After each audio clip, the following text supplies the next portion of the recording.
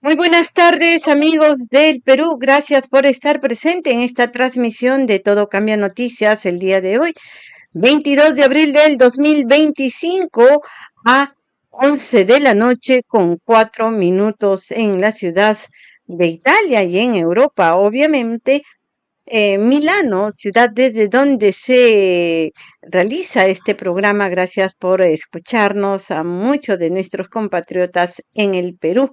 En el Perú tenemos 4 de la tarde con 5 minutos el día de hoy en esta emisión de Todo Cambia Noticias.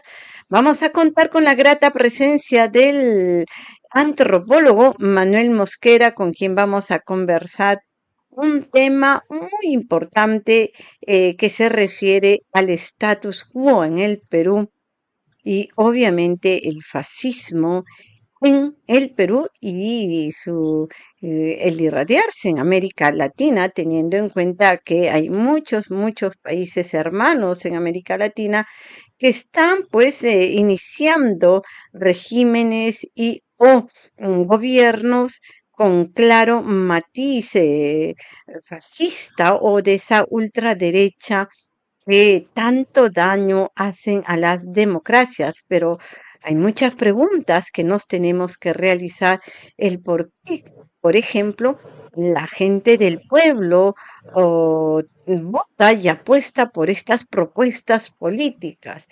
Vamos a preguntarle qué significa el status quo y qué significa ser fascista, que nos dé a conocer la terminología, su significado, para entrar a analizar un poco más los problemas de fondo que acarrean estos vocablos y el impacto en nuestras democracias. De esta manera, amigos de Todo Cambia, iniciamos tu programa el día de hoy. Yo les pido que puedan compartir este vídeo, suscribirse al canal, darle like para poder llegar a más suscriptores y seguidores de Todo Cambia.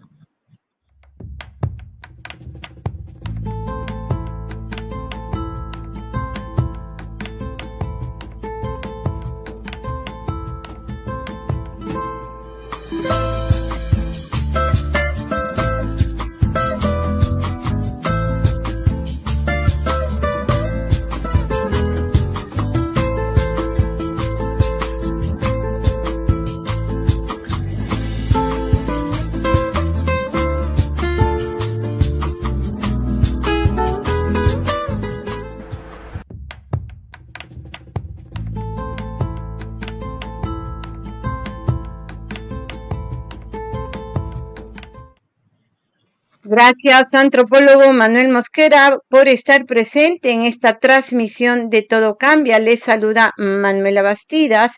Venga bien usted de presentarse, díganos desde dónde se comunica, de qué parte del Perú es, y un poco háblenos sobre usted y esa su inclinación por los estudios de las ciencias sociales y en este caso de antropología. Bueno, yo soy de Lima, estudié antropología en la Universidad Nacional Mayor de San Marcos. En mi época de estudiantes fui presidente del Centro de Estudiantes de Antropología. Eh, Organizamos en el año 83 el primer encuentro de antropólogos sanmarquinos, que fue un encuentro de todas las promociones de egresados de la universidad, de la escuela. Eso fue como parte del homenaje a la Mauta Luis Valcárcer. Posteriormente eh, fui parte del equipo que trabajó en la organización del primer Congreso Nacional de Antropólogos Peruanos. He trabajado muchos años en la Amazonía. Conozco muy bien la región amazónica de Loreto. Allí he sido profesor en la Escuela de Educación Bilingüe Intercultural, como también en el Instituto Pedagógico de Iquitos. Eh, He trabajado eh, con organizaciones campesinas e indígenas, tanto a nivel de asesoramiento como también a nivel de la elaboración de proyectos de desarrollo. Viví en la Amazonía en una de las épocas más duras del país y más dura de la Amazonía. La década del 90 fue una década donde se vio, o sea, desde la Amazonía pudimos ver con espanto hacia dónde estaban llevando a nuestro país. En la década del 90, en la región Loreto se dieron varias plagas. Eh, Empezó con la plaga del dengue, siguió con la plaga de la peste bubónica, una enfermedad propia de la Edad Media. De allí llegó la plaga de la malaria y y posteriormente llegó la expansión y la expansión del VIH-Sida y las muertes por esta, por esta enfermedad. Los pudimos ver que no existían, o sea, los hospitales existían, pero solamente existían de nombre, porque uno, no estaban implementados adecuadamente, uh, los, los médicos, habían muy pocos médicos, no habían especialistas, por ejemplo, como infectólogos, porque las plagas del dengue, las plagas de la malaria, especialmente de la bubónica, lo controló, lo paró una misión de científicos cubanos que llegaron a la Amazonía. Aparte de eso, que se inició ya prácticamente la privatización del sector salud, y si la gente no pagaba, no tenían acceso a ningún tipo de consulta. Y eran años muy duros donde Loreto es una región étnicamente, es una región de campesinos, quechuas, de campesinos cucamas, o sea, es una región que tiene una gran diversidad lingüística y una gran diversidad étnica. Pero Loreto tiene niveles de pobreza que son similares a los niveles de pobreza que se ven en el África.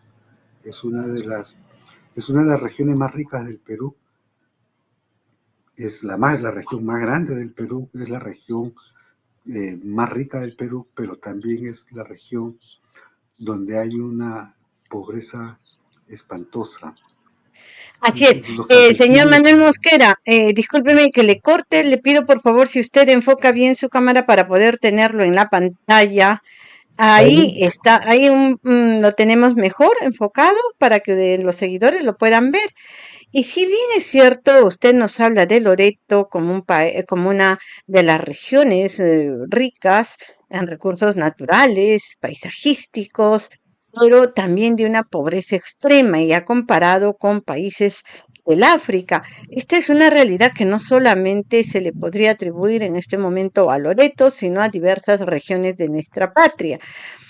Y hablar de a los casi todo el 90 Perú. o a casi todo el Perú, como usted acaba de señalarlo. Pero hablar de los 90 ya no solamente es hablar en el pasado, sino pareciese que en este día de 22 de abril del 2025 pareciese que estamos en plenos años 90. No solamente por la pobreza, no solamente por el extractivismo, sino por el militarismo, sino por la dictadura, la violación a los derechos humanos, y eso es lo que queremos conversar con usted y que nos dé su mirada desde su formación en ciencias sociales, desde su experiencia antropológica, don Manuel Mosquera. Por eso es de que yo quería lanzarle esta pregunta. Cuando hablamos de status quo, ¿qué nos estamos refiriendo en este momento y en el significado más amplio para abordar otros temas que atañen a aquello que no, que justamente están hoy día gozando de ese status quo, muchos que deberían estar protestando, por ejemplo? ¿A qué nos referimos con Claro, status quo? cuando nosotros estamos hablando de statu quo, yo creo que lo más concreto, lo más correcto, es hablar de la fractura colonial, que es lo que muy poco se habla en nuestro país. Nuestro país, el Perú, que es la Sudáfrica de América Latina, es un, o sea, es un, el Perú es un país quechua, es un país aymara, es un país chipivo, uh, pero las estructuras racistas son tan fuertes que eh, existe de manera muy desarrollada lo que es la vergüenza étnica. La gente de origen campesino, de origen cuyo origen es alguna nación existente en Perú, no se denominan yo soy quechua, no se denominan yo soy chipivo, no, o sea, la denominación étnica es la de ser mestizo. Entonces, usted tiene que en las escuelas, en las universidades, en los textos de historia, los textos de investigación, se habla mucho que el Perú que es un país mestizo, pero el Perú no es un país mestizo. El mestizaje forma parte de la trampa cultural, de la trampa ideológica que se constituyó o que sirvió como base ideológica cuando la oligarquía constituye el Estado-nación en el siglo XIX. Entonces, la oligarquía necesitaba construir una ideología que permitiera, uno, que la gente perdiera su memoria histórica, entonces se desarrolla toda esta teoría del mestizaje como el encuentro de lo español y lo inca y lo andino, cuando ese concepto de encuentro eh, permitía eh, eh, señalar de eh, que, la, que la colonia había, había permitido que se fusionaran dos dos culturas que aparentemente eran diametralmente opuestas, pero no lo eran. Entonces, con esto se ocultaba, uno, de que en el país hubo una invasión, dos, de que se había desarrollado, construido el sistema de Hacienda. Tres, de que eh, los runas, al llegar los españoles, pierden el estatus, eh, pierden el estatus de runas y se convierten en indios, ¿no? Ya no eran quechua, ya no eran moches, ya no eran caxamarcas, ya no eran chinchas, sino que a ellos se les tipifica eh, como indios. Posteriormente a este concepto de indio se, se, se suma la palabra cholo, palabra por la cual el gran Garcilaso de la Vega protesta, porque cholo era el concepto de perro chusco. Entonces, eh, el, la concepción de humanidad eh, se les quita a los descendientes o a los sobrevivientes de la hecatombe que fue la invasión española. Se les quita el concepto de humanidad. Entonces, para tipificarlos como indios, para tipificarlos como, como cholos, porque un animal de carga, no solamente en la colonia, sino también en gran parte de la República, era más importante, tenía mayor valía que, que a los que ellos llamaban indios. Tanto fue o sea, y este desprecio étnico se convirtió en el odio étnico. Ya no solamente, y el odio étnico posteriormente se constituye también en un odio de clase. Y eso lo hemos visto, por ejemplo, cuando Castillo gana las elecciones, eh, eh, la gente lo insultaba. ¿Cómo es posible que un tipo que no sabe hablar el castellano sea presidente del Perú? O sea, ¿cómo es posible que exista un profesor que no sepa hablar el castellano? ¿Qué le va a enseñar ese tipo a los alumnos, a los niños? Eh, Castillo no puede salir al extranjero porque nos da vergüenza, nos deja mal. Todas las manifestaciones hacia Castillo por parte de los sectores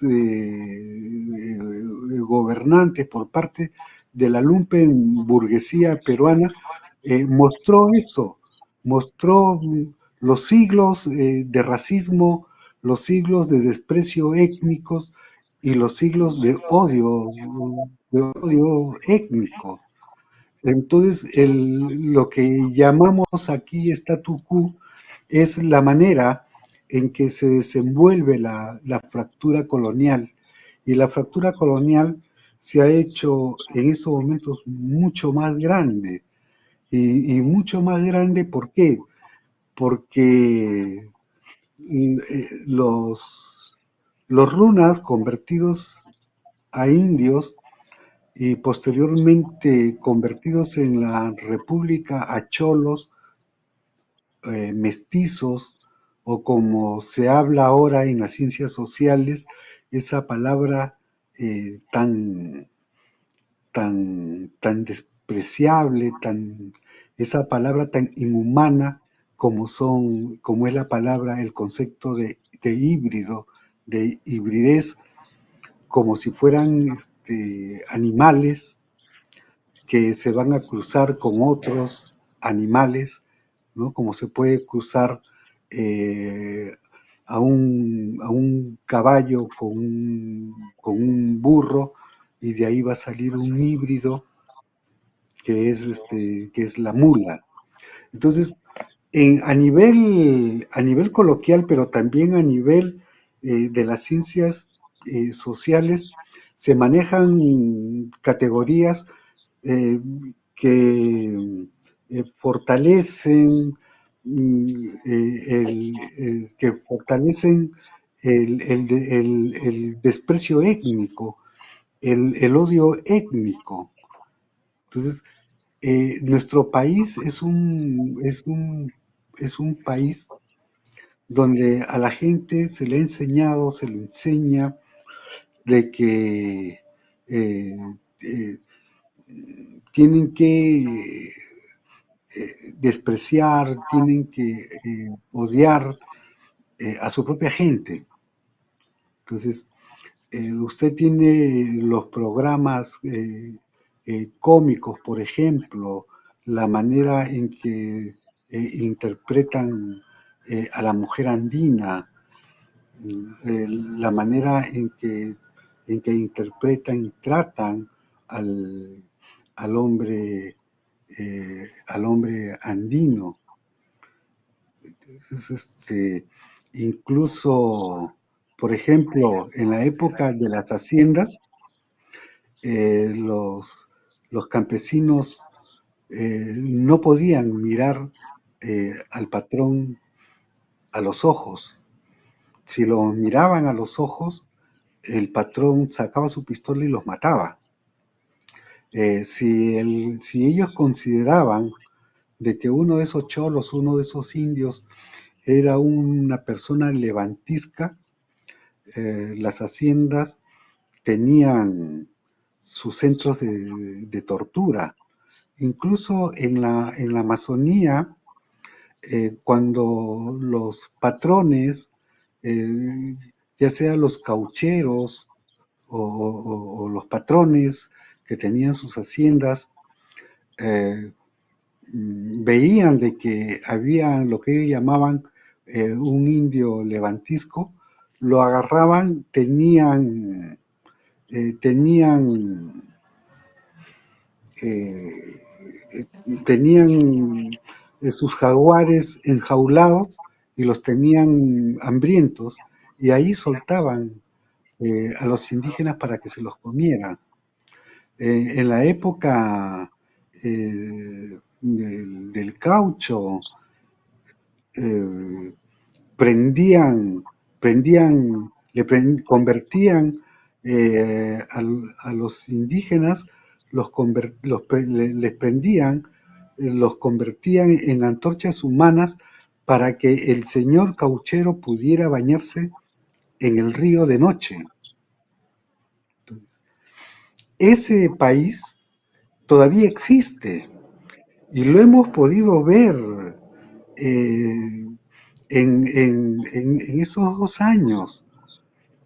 Asesinan, Queremos asesinan, entrar a ese tema, don Manuel Mosquera, porque es necesario analizarlo desde la mirada antropológica. Estamos con el antropólogo Manuel Mosquera para analizar el status quo en el Perú y la ofensiva neofascista en el Perú y América Latina, las implicancias políticas, sociológicas, económicas que esto contrae, ¿no?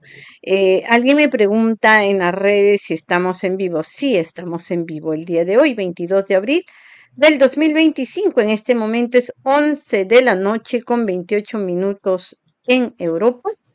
Y en el Perú es 4 de la tarde con 28 minutos, así es que ya respondí a nuestros suscriptores de que estamos en directo, en vivo y en directo desde la ciudad de Milano con nuestro invitado, el antropólogo Manuel Mosquera, y estamos hablando de un tema bastante importante. Y nos hacía una introducción, un análisis de lo que fue el status quo y lo que eso significó hace muchos años. Es parte de nuestra dolorosa historia en el Perú, pero pareciese que seguimos en lo mismo, estamos en lo mismo.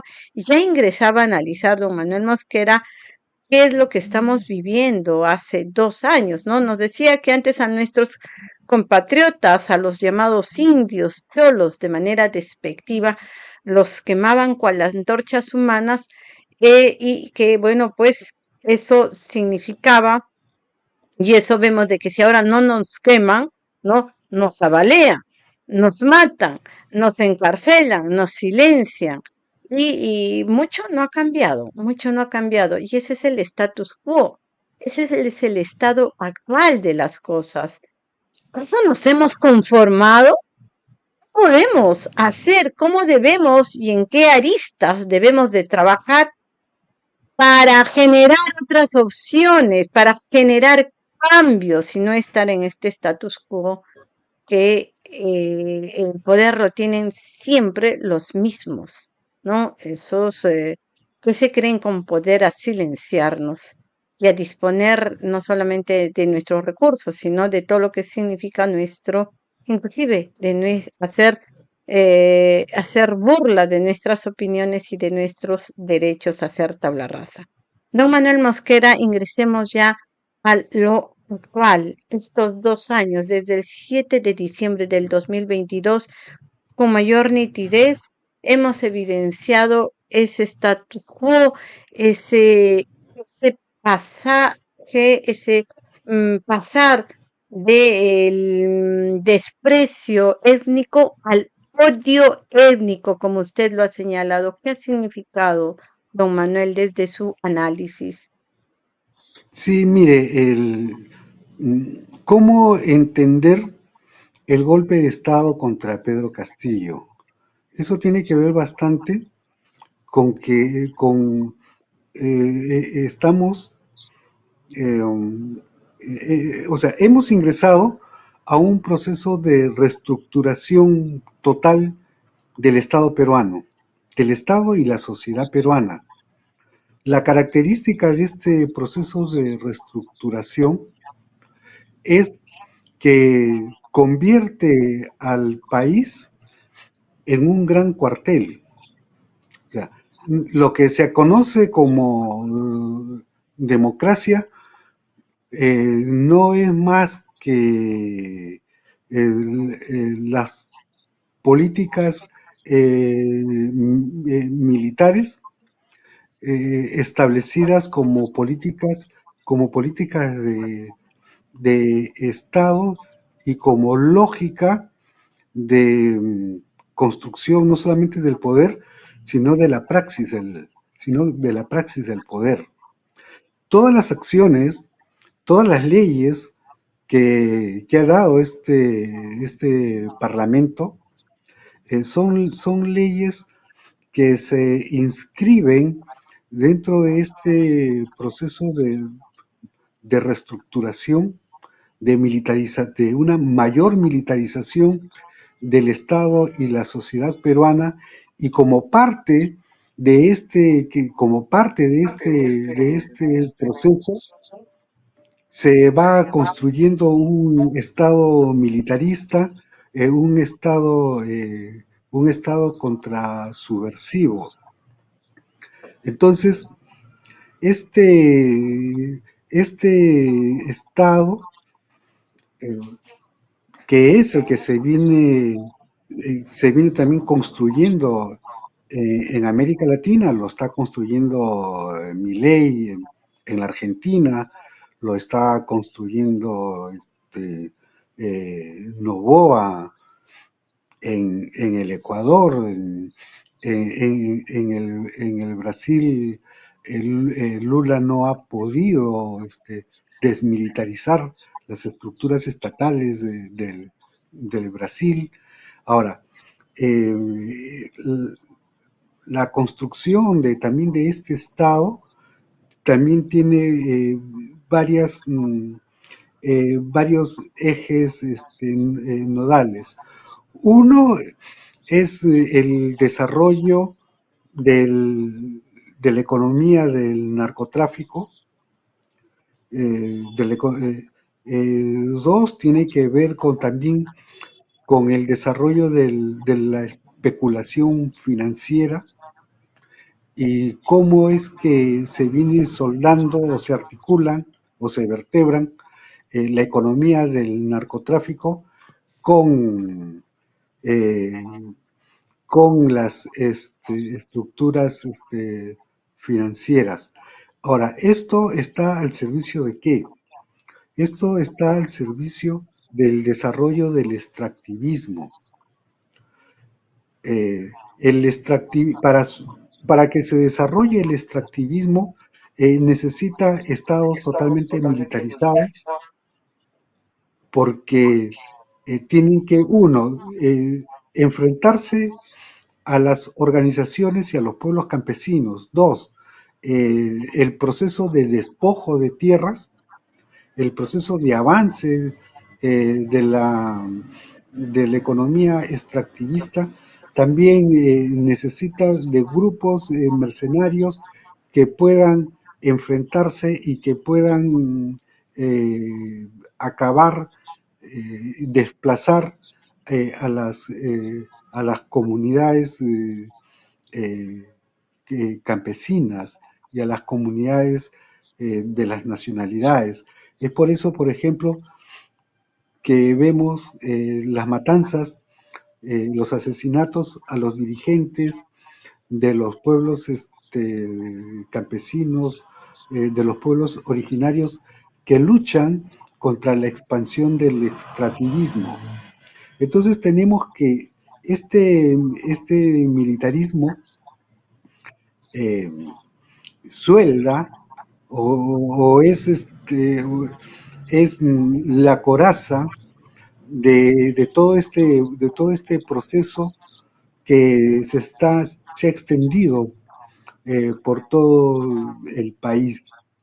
Entonces, la caída de Pedro Castillo tiene que ver bastante con, eh, con la reestructuración total de este Estado.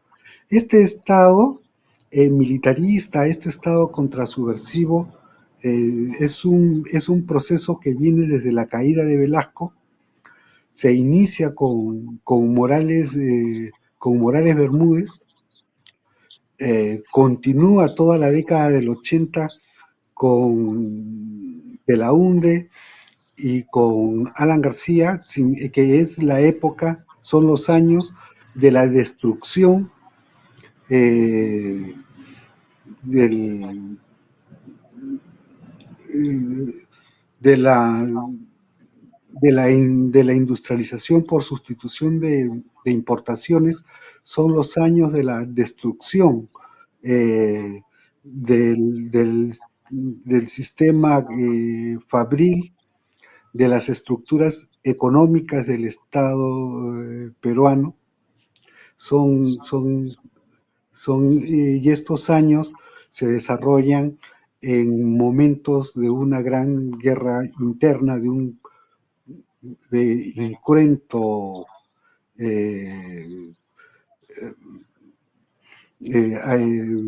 prácticamente una guerra civil en nuestro país. Son los años también de la militarización de las regiones, pero este militarismo había sido golpeado por el pueblo que derrotó el proyecto fujimorista en la marcha de los Cuatro Suyos. Sin embargo, los sucesivos gobiernos neoliberales, en vez de desmilitarizar el país, en vez de democratizar el país, en vez de anular la constitución de Fujimori em,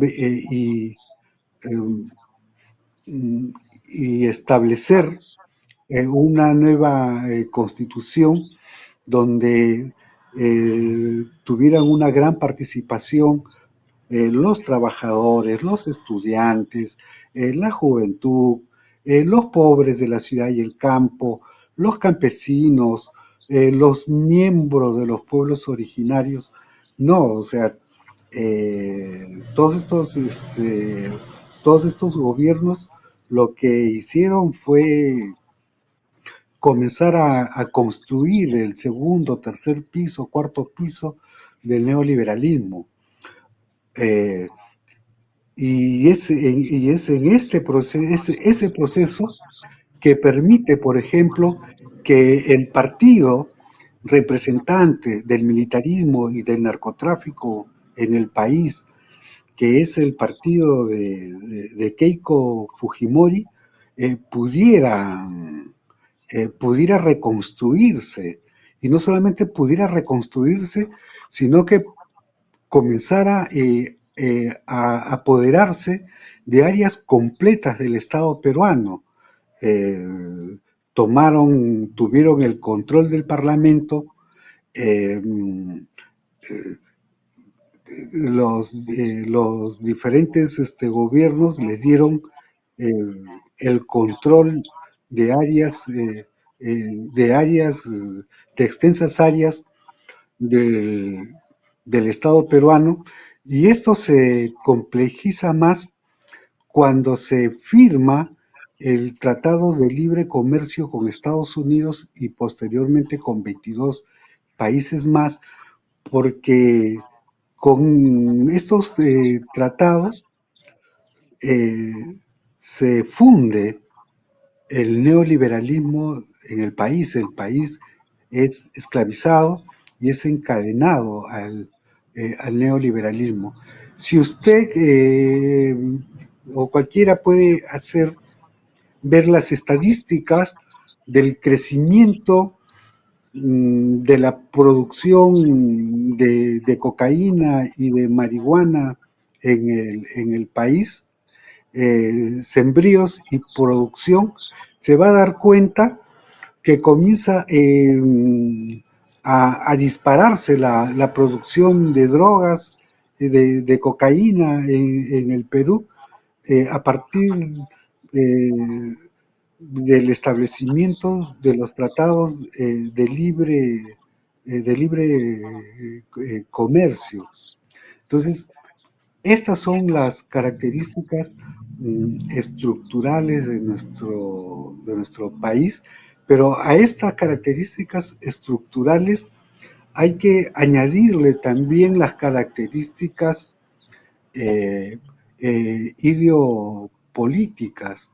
En el país es muy común Antes de entrar a esa parte, don Manuel, usted ha hablado de la militarización y señalaba de que sí, pues vemos en la época del fujimorismo y en la época del aprismo, veíamos cómo las calles eran copadas por los militares y o por estos grupos paramilitares que a la fin la conformaban también militares, ¿no es cierto? Pero ahora vemos a los militares en los estamentos de poder, como es el legislativo, de manera asolapada. Toda esta constitución y las leyes han permitido que los militares pasen a ser parte o constituyan este poder legislativo y otros, por cierto.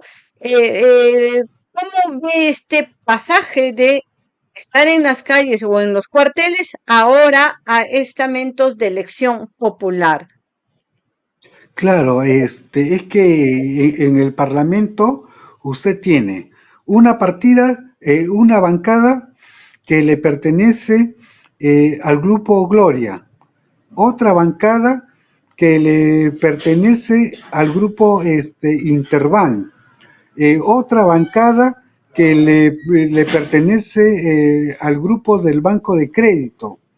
Tiene usted una bancada que pertenece a las compañías mineras. Tiene usted una bancada que pertenece al narcotráfico y tiene usted una bancada que es la bancada del partido militar. Entonces, el Parlamento peruano hay que verlo a través de las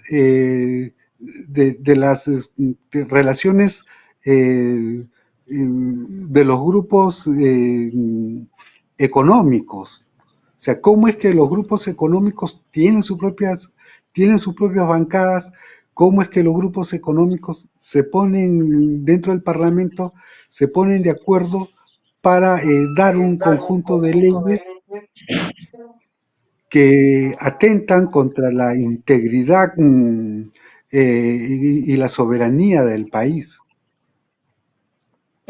Cualquiera que escuche esta respuesta y las preguntas que se le está haciendo dirían, pero es el voto popular a quien pone a esos representantes en esas bancadas. Y si es cierto, es a través del voto del pueblo. ¿Por qué en sociedades como las nuestras, que el mayor porcentaje somos hijos del pueblo, no somos gente pudiente o que pertenecemos a las clases denominadas altas?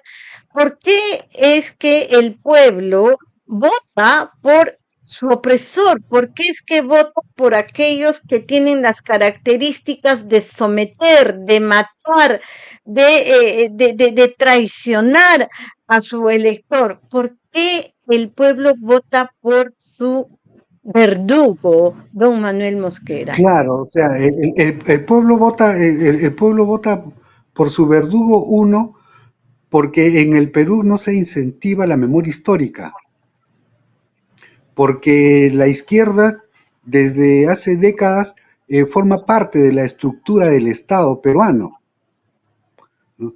Porque cuando han ganado la izquierda municipios, gobiernos regionales, han robado y han engañado al pueblo, ¿no?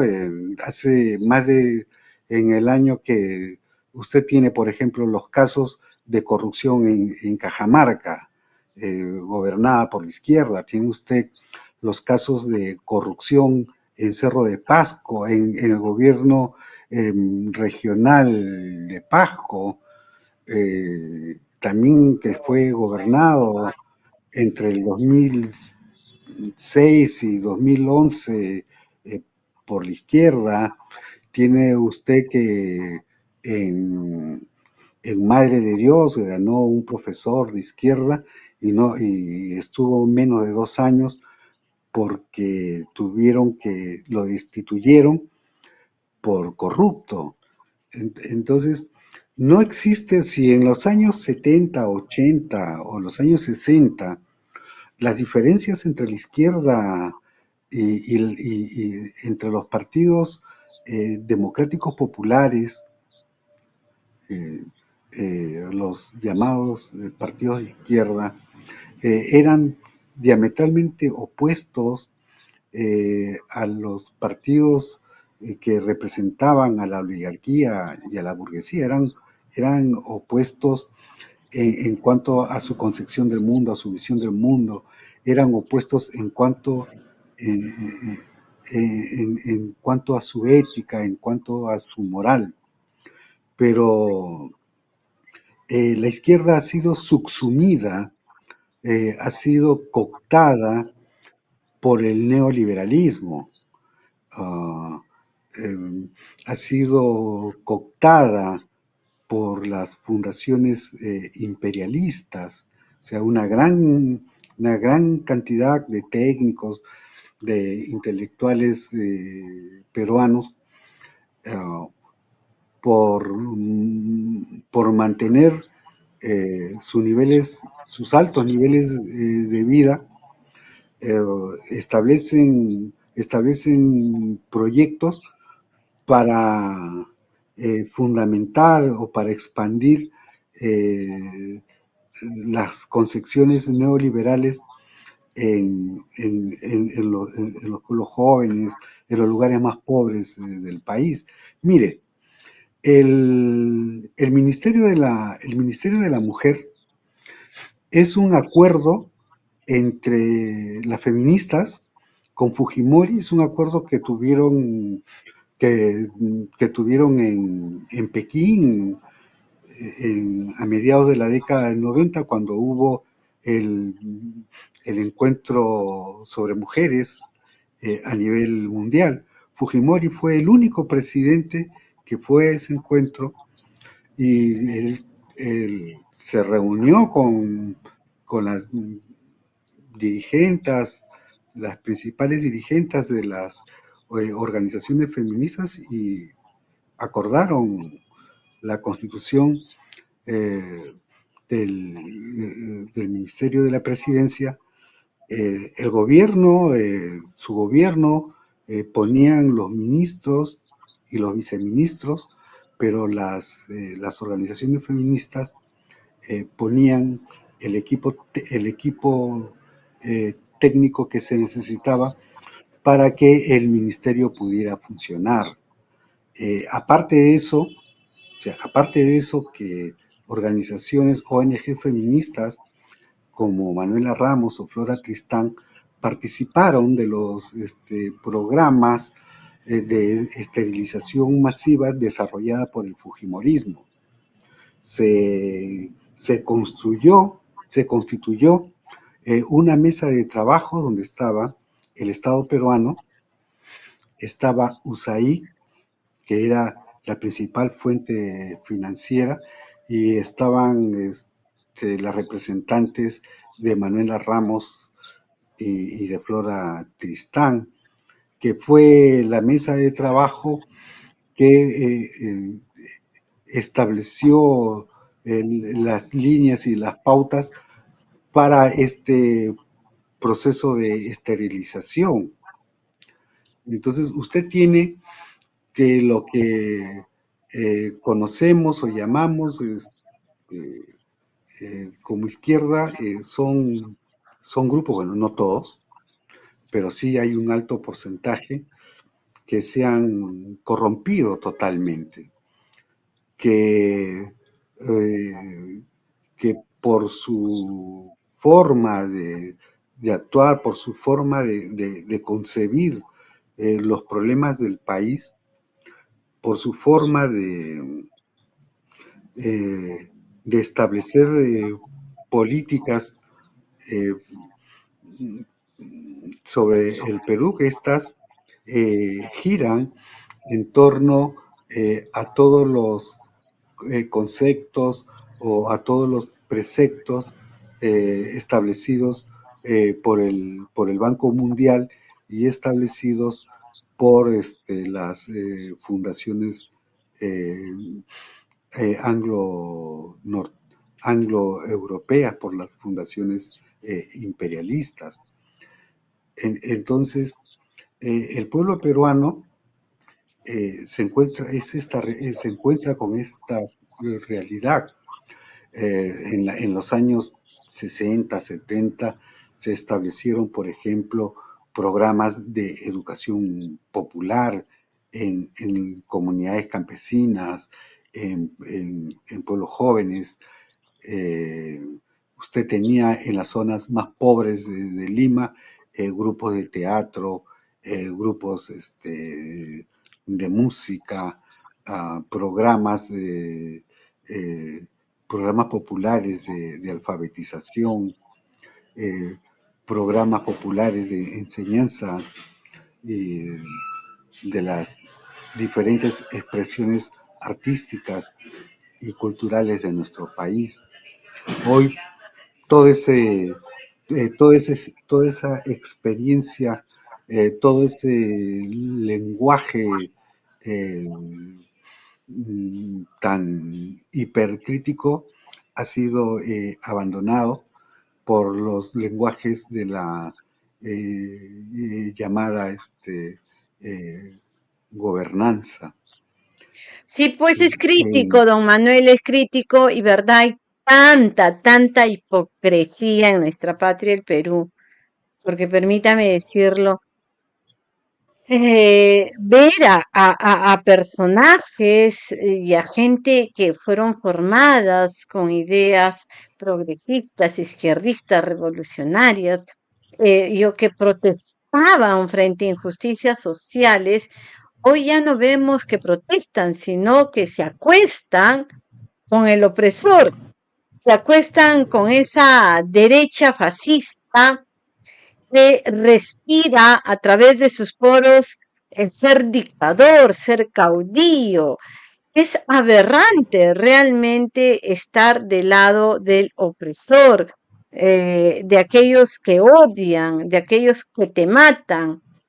Esa izquierda no existe desde mi punto de vista porque está no solamente cooptada o se ha entregado a los brazos de la derecha, sino que los pocos que están fragmentados también. Esa izquierda está fragmentada con cálculo político, electorero, esa izquierda ya no protesta, sino que se sienta a negociar con los fascistas, brindan con champán, whisky y con la sangre del pueblo. Entonces, a esa izquierda, yo pienso de que lo poco que queda de esa izquierda, ojalá que recapaciten, ojalá que se unan. Si es que algo queda de izquierda, a estas alturas me atrevo a decir que no, salvo que usted tenga otra mirada, don Manuel Mosquera, en este momento en el que muchos se alistan ya para participar de un proceso de elecciones con las reglas de juego de estos fascistas criminales.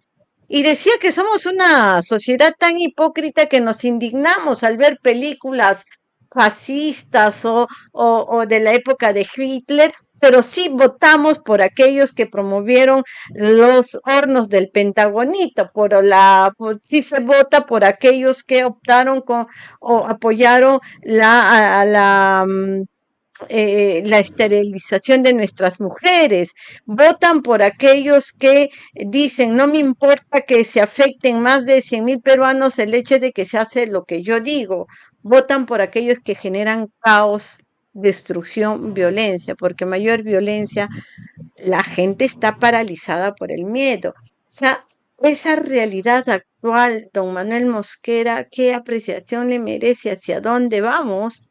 En el que, como decía, muchos se alistan para afrontar un proceso de elecciones en una realidad tan, tan pesante y tan crítica en nuestra patria, el Perú. Sí, mire, en primer lugar, ah, aceptar la participación electoral en estas circunstancias, o sea, en estas circunstancias, donde han cambiado las leyes electorales, donde han cambiado a las autoridades electorales, donde han puesto gente con casos de corrupción comprobadas eh, al mando de, eh, de, de los organismos electorales, cuando ya tienen el control total del software, cuando tiene usted que existen cerca de 1 millón de venezolanos que ya tienen DNI y que pueden votar.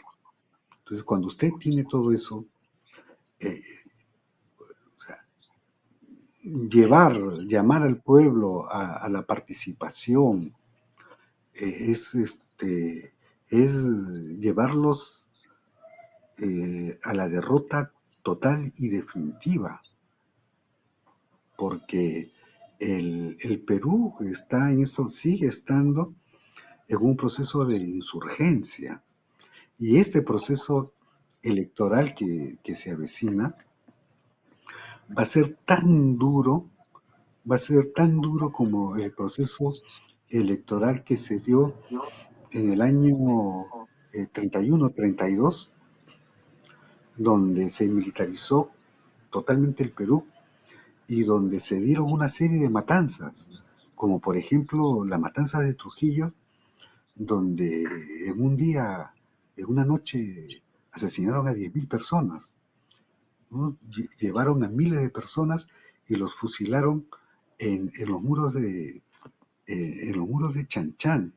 Entonces, este proceso electoral con leyes totalmente militaristas, donde ya ha salido el ejército eh, a las calles, donde hay grupos ya paramilitares actuando, eh, eh, es o sea, o sea, participar es validar, o sea, es validar todas las atrocidades que se han cometido en nuestro país, porque eh, es es validar toda una estrategia eh, de perversa. poder perversa, claro, claro, es toda una estrategia perversa. Entonces o sea, validar eso. Yo hace unas semanas atrás escribí de que ah, si las dirigentes de la izquierda consideraban que era un error participar, entonces uno de los dirigentes me dijo, no le podemos dejar el campo libre a la derecha, pero eh, solamente está viendo la, la participación dentro de las estructuras y dentro de la dinámica de la derecha, porque existe otra dinámica que es la dinámica de los pueblos campesinos, es la dinámica de los trabajadores de la ciudad y el campo, que son los que se han levantado y durante meses, durante casi todo el año 2023, estuvieron en pie de guerra, estuvieron movilizándose a nivel nacional.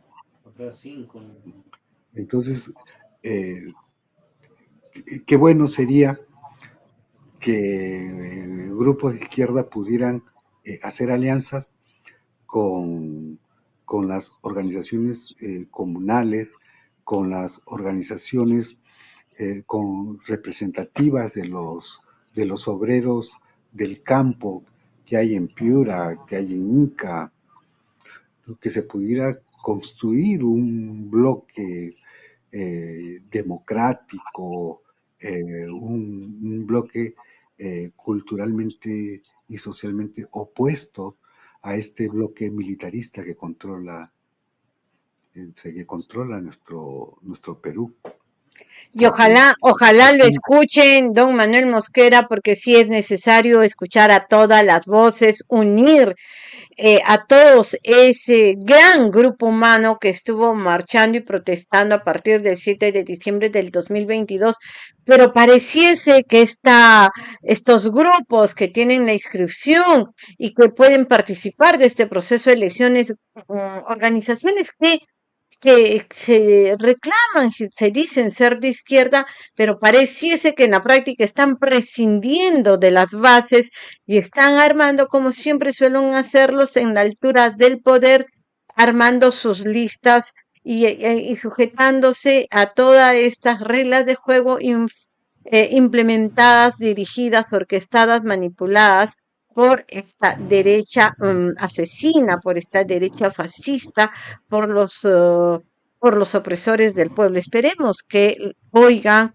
y hagamos los votos para que incorporen a las bases y si fuese posible, pues no validen este proceso de elecciones y que obviamente escuchen al pueblo, ¿no? Escuchen al pueblo porque si no va a pasar lo que hemos visto el 13 de agosto, el 13 de este mes, en abril, lo que ha pasado en Ecuador, ¿no? Que con claro, todas las reglas de juego de la derecha ha ganado Daniel Noboa. Todo a su favor, claro, él siendo candidato a presidente, medios de comunicación a su disposición, militares en las calles, violencia en las calles, inseguridad extrema. Lo que está pasando en el Perú es lo que pasó en Ecuador, todo un caldo de cultivo para que den por ganador a Daniel Noboa, y eso es lo que se viene porque quieren ponerla a Keiko Fujimori. Y entre Dina Boluarte y Keiko Fujimori se deben favores, ambas se van a beneficiar. A Dina le conviene que gane Keiko y a Keiko le conviene que Dina llegue hasta el 26 para que luego ella le entregue la banda presidencial. Y obviamente detrás de claro, eso, desde mi punto de vista, es está que eso, Vladimir Cerrón, Alianza para el Progreso y todos estos criminales que están en el poder. claro, es que Dina es un peón más de ese proyecto. Pero esperemos que se pueda constituir, no una unidad de partidos o de, no partidos, partidos es mucho, de pequeñas cenáculos de una izquierda neoliberal que ha abandonado desde hace muchos años las concepciones, o sea, la teoría de clase social, o sea, hace décadas que la ha abandonado, mientras que la derecha sí es consecuente, porque la derecha es la burguesía, la oligarquía es totalmente clasista. O sea, mientras que estos sectores de la izquierda liberales, para ellos ya no existen obreros ni campesinos, los que existen son ciudadanos. Entonces, es tan ciudadano eh, un, eh, un, un campesino o una campesina o un trabajador o una trabajadora o un estudiante o un joven que está en la más extrema pobreza, es tan igual como lo puede ser el dueño de un banco o como lo puede ser el dueño de una mina, porque ambos son ciudadanos. Entonces, este concepto de ciudadanía que se está manejando, que manejan grandes sectores de la izquierda, justamente no permiten que se puedan establecer eh, alianzas de clase y alianzas multiétnicas, que se puedan establecer programas para el desarrollo de la memoria y la praxis histórica del pueblo peruano. Aparte de eso, que esa izquierda liberal ha puesto durante décadas, ha puesto de rodillas al pueblo peruano ante la oligarquía, porque ellos estaban acostumbrados o están acostumbrados siempre a llamar a votar por el mal menor. En el año 80 decían, hay que votar por Belaunde para cerrarles el camino al APRA fascista, porque Belaunde es un demo liberal. Pero Belaunde fue el, como presidente, en primer lugar, no cumplió ninguna de sus promesas por las cuales llegó a la presidencia en el año 63. Belaunde, eh, en el gobierno de Belaunde se bomba, la aviación norteamericana bombardeó al pueblo amazónico peruano de los Maxés. En el gobierno de Belaunde, el movimiento campesino fue agarrado a balazos. Entonces, ese era cuando uno les dice, se quedan callados la boca. En el año 90 llamaron a votar por Fujimori. En el año 2000 apagaron, se convirtieron en los bomberos que apagaron el fuego eh, de, los, de la marcha de los Cuatro Suyos para darle todo su apoyo electoral a Toledo, porque Toledo ante Alan García era el mal menor. Posteriormente, en el año 2006, eh, participan en dos bloques diferentes de izquierdas. Uno llega a tener el 0.6% y el otro llega a tener el 0.4%. Sumado los dos bloques de la izquierda que se presentaron en las elecciones del año 2006 llegaban al 1%. Al 1%. Y eso es porque todas sus alianzas electorales, todas sus estrategias electorales están, o sea, como están marcadas por el mal menor, eso no permite, por ejemplo, que el pueblo pueda desarrollar sus propias organizaciones, que el pueblo pueda elegir en asambleas populares a sus propios dirigentes, a sus propios candidatos para alcaldías, eh, para gobiernos regionales o, o para, o para para el Congreso, ¿no? Lo que se eligen es entre ellos, entre pequeños cenáculos, entre pequeños eh, burócratas, eligen, y porque las elecciones, yo estoy de acuerdo que se deben participar en procesos electorales, pero no como el que se viene. Pero la participación debe ser una participación de la construcción de una organización y que sea el pueblo en grandes asambleas, en grandes polémicas, eh, que el pueblo pueda elegir sus propios candidatos y que no prime el factor, dinero. No, dicen, esos son obreros, son campesinos, ellos no tienen plata. Entonces, pero fulano de tal sí tienen plata, pueden poner 10,000, 20,000, 30,000 o 50,000 dólares para para las campañas. Pero, por ejemplo, eh, entre los aguajún, por ejemplo, entre los aguajún, ellos en las últimas elecciones presidenciales, casi en un 100% votaron por Castillo. Ahora, ¿qué hubiera pasado si los aguajún hubieran tenido su candidato al Congreso? Ellos también hubieran votado por Castillo y hubieran votado por su candidato. Y eso con respecto no solamente a los aguajún, con respecto a los quechuas, con respecto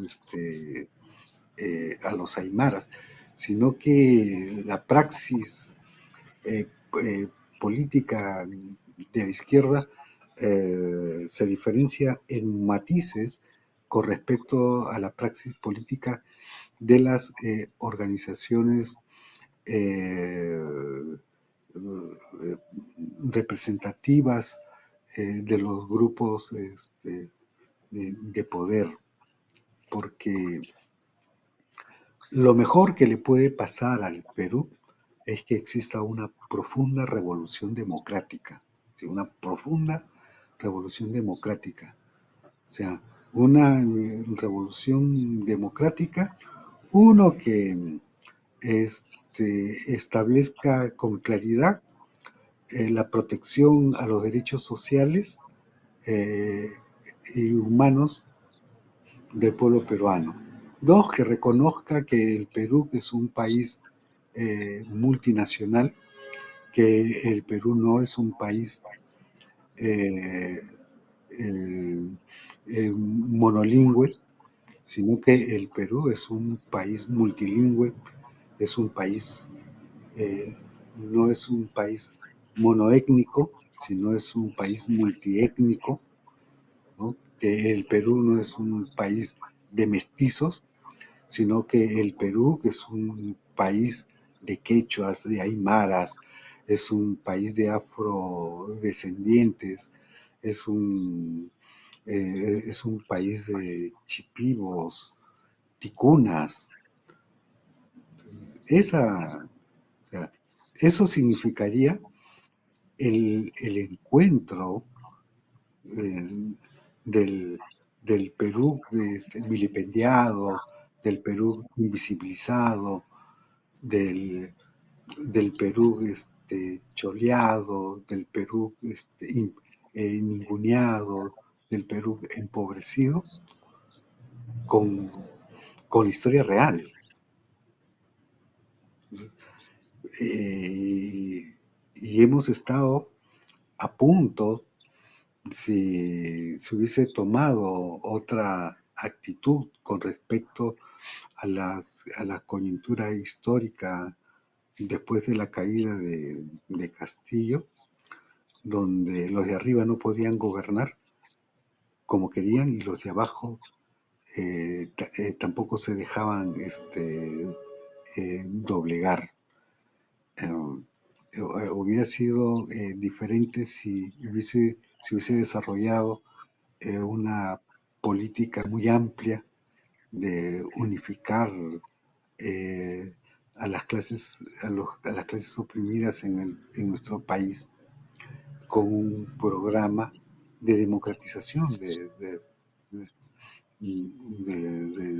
país, con un programa donde se acabe con la economía extractivista, con un programa que acabe con la especulación financiera, con un programa que acabe con la economía del narcotráfico, con un programa que pueda vencer, eh, que pueda constituir un país libre de tuberculosos, un país libre de analfabetismo, o sea, un país libre, liberado eh, de, de muchos conceptos, de muchos prejuicios que forman parte de la herencia colonial Así de es. nuestro país. Hay mucho, mucho, Es, mucho que hacer y creo que estas charlas, estas entrevistas, estos conversatorios van a ayudar a generar conciencia, don Manuel. Yo le doy las gracias por su participación en Todo Cambia y le hago la invitación para tenerlo en otro momento con otro importante tema que nos ayude a despertar conciencias y justamente a, por lo menos, contribuir a conocer la realidad nacional y a nunca más equivocarnos, y a no seguir eligiendo a nuestros opresores y verdugos, sino que desde cada espacio que tengamos a bien dirigir y desde el rol que nos toque desempeñar, pues generemos conciencia social para que sea el pueblo realmente bien, el que deba de tener el poder. Muchas gracias. Sus palabras de despedida para Todo Cambia. bueno, muchas gracias por la invitación, los felicito por el programa eh, y espero que conocerlos personalmente y poder eh, llevarlos a que tengan ustedes una reunión con las organizaciones populares de Villa El Salvador, con las organizaciones populares de Villa María del Triunfo, eh, para que puedan ver el, ese trabajo que se viene realizando en Lima y también en el interior del país, un trabajo de hilado, un trabajo muy centrado en las reflexiones eh, y anhelos del pueblo. Muchas gracias y tengan un gran abrazo. Gracias, don Manuel. Y sí, nosotros también estamos llanos a conversar a través de la virtualidad que nos acercan a los pueblos, a los peruanos en el exterior y a los peruanos en nuestra patria. Ahora ya no hay fronteras ni limitaciones porque son las redes y estos espacios que nos acercan, vuelvo a señalar, con el mayor de los gustos, si es que ustedes nos invitan para participar a través de, en estas reuniones, a través de la virtualidad y nosotros también convocarlos en las reuniones que tenemos en el colectivo o Micaela Bastidas, que es que dirijo y que también estos espacios convocarlos para conversar de diversas iniciativas y obviamente estas iniciativas intelectuales y en todo orden de cosas nos ayuden a entender y cambiar la realidad de nuestra patria. Guillermo nos dice, todo suena bonito, pero se necesita aterrizar con planes concretos. Es cierto, el objetivo es generar conciencia, conocer la realidad, para también generar propuestas. A Héctor Béjar lo vamos a entrevistar en estos días. Muchísimas gracias, un abrazo, gracias, don Manuel Mosquera. Nosotros siempre ya nos sale la invitación que a través suyo podamos tener. Muchísimas gracias. Gracias también a ustedes. Muy buenas noches en Europa, muy buenas tardes en el Perú. Buenas tardes.